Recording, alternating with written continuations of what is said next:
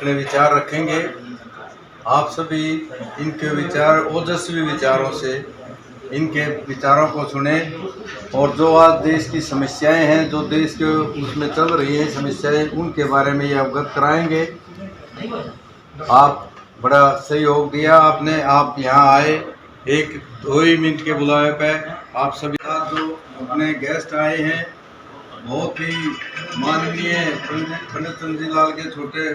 से छोटा, और ये सरपंच साहब हैं राम कुमार जी, एक सरपंच अपने ताजपुर से, और अपने मैं आप सभी का धन्यवाद करना चाहूंगा कि आपने मुझे इस काबिल समझा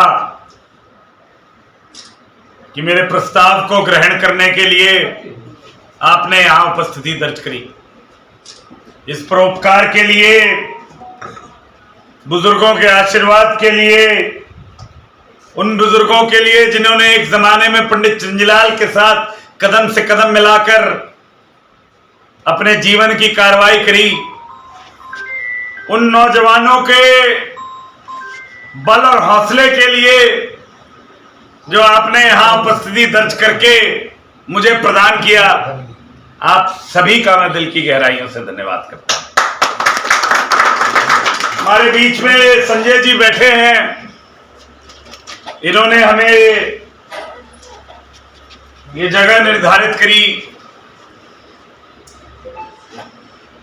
आपने संजय जी सारी सभा का मान सम्मान है। अगर इसको बड़े संक्षेप में कहें तो बात यह है कि कांग्रेस पार्टी ने घर घर कांग्रेस हर घर कांग्रेस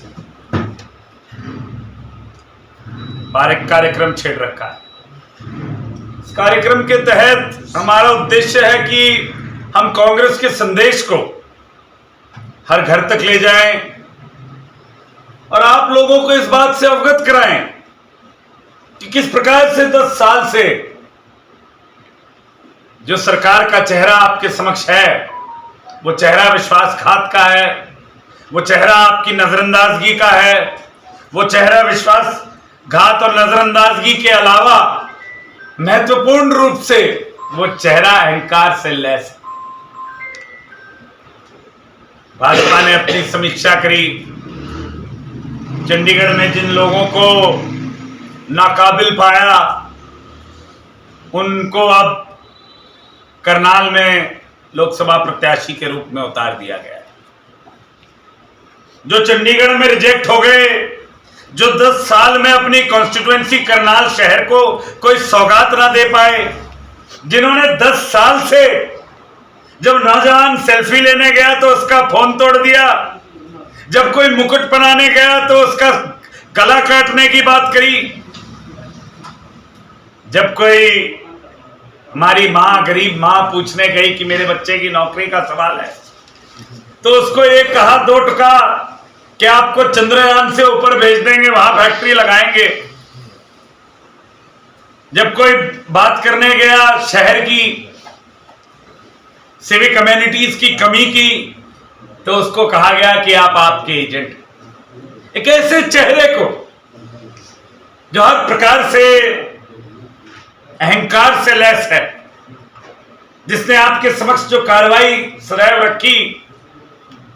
वो उस समान थी जैसे एक जमाने में वो उदाहरण जो कार्रवाई रखा करते थे, जिनको हमारे पुराणों में, हमारी कथाओं में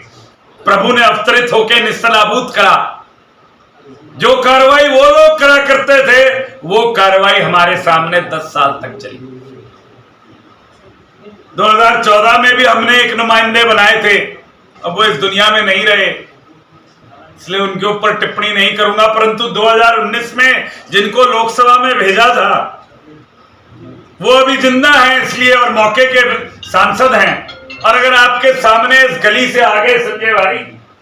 तो मैं दावे के साथ कह सकता हूं कि जिस आदमी की इतनी प्रबल जीत से वो इस देश की महापंचायत में उसने जगह बनाई थी, आप उसको पहचान भी नहीं पाएंगे क्योंकि वो कभी आपके बीच में आया ही नहीं। ना वो आपका धन्यवाद करने आए, ना वो आपकी परेशानियों की गिड़गिड़ाहट को सुनने आए, ना वो आपकी मजबूरियों से संवेदनशील होने आए। और उसके विपरीत उन्होंने जो कार्रवाई करी वो ये थी कि आप लोगों को नजरअंदाज किया, आप लोगों को कमजोर किया,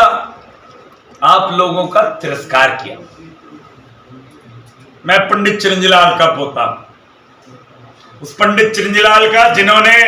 जब 16 साल आपने अपनी नुमाइंदगी का उत्तरदायित्व उनको थमा रखा था, तो उन 16 सालों में वो आपके जिले में रिफाइनरी लेके आए, एनएफएल, गुड़ा गैस प्लांट, थर्मल, करनाल में NDRI, 4 lane highway, double lane railway line, Bodwal Majri का रेलवे स्टेशन, ये सब पंडित चिरंजीलाल लेके आए हैं। नौजवान भाइयों, अगर आप बुजुर्गों से सलाह मशवरा करेंगे, अगर आप इतिहास के पन्नों को पलटेंगे और लोकसभा डिबेट्स में जाने की कोशिश करेंगे, तो आपके समक्ष ये बात प्रत्यक्ष हो जाएगी कि ये सारी सरकारी बैसाखियां, ये सारी सरकारी सुविधाएं,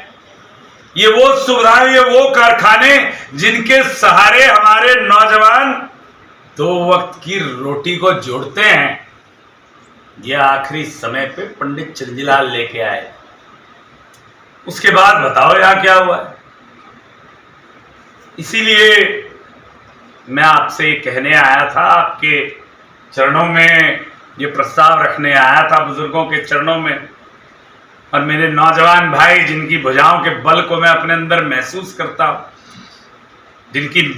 माथे की जो रेखाएं दिन प्रतिदिन गहरी होती जा रही हैं, उसके प्रति संवेदनशील हूं।